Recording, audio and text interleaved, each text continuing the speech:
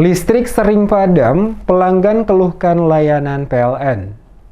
Kinerja perusahaan listrik negara atau PLN Rayon Kota Masohi belakangan ini sering dikeluhkan warga. Pasalnya, suplai aliran listrik yang menjadi kebutuhan warga di Kecamatan Tehoru, Kabupaten Maluku Tengah, sering mengalami gangguan. Bahkan pemadaman bisa seharian tanpa alasan yang jelas dari pihak PLN.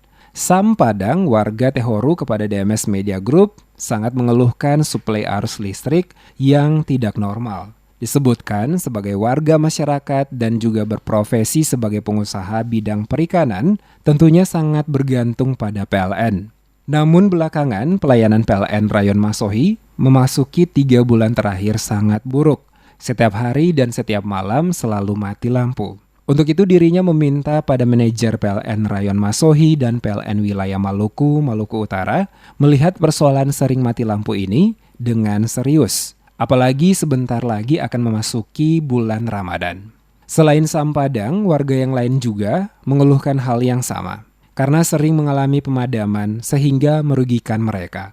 PLN dinilai tidak profesional dalam mengatasi padamnya aliran listrik wilayah mereka. Karena pemadaman tanpa alasan yang jelas bisa berlangsung seharian dan baru bisa menyala kembali pada malam hari. Ini memang kita tidak tahu lagi ini, tiap hari mati. Sedangkan ini hari dari pagi sampai malam ini mati. Sedangkan kita mau menghadapi puasa, ya kita minta dari Kecamatan Teruti dan Tehoru minta supaya lampu ini juga diperhatikan. Ini sudah dari kapan Pak lampu-lampu ini? Mati parah ini sudah dari kapan? Mati terus ini hampir 1 bulan ini, hampir 3 bulan sudah ini. Sudah 3 bulan ya? Iya. Sedangkan tadi ini 1 hari ini tidak ada pemberitahuan dari pagi sampai malam ini. Ya, jadi kita punya yang usaha ikan apa semuanya rusak. Sejumlah masyarakat di Kecamatan Tehoru dibuat resah oleh matinya listrik selama berjam-jam tanpa ada pemberitahuan terlebih dahulu kepada konsumen. Hal itu menyebabkan kekecewaan bagi para konsumen alias masyarakat oleh PLN Persero, Kantor Pelayanan atau KP Rayon Masohi.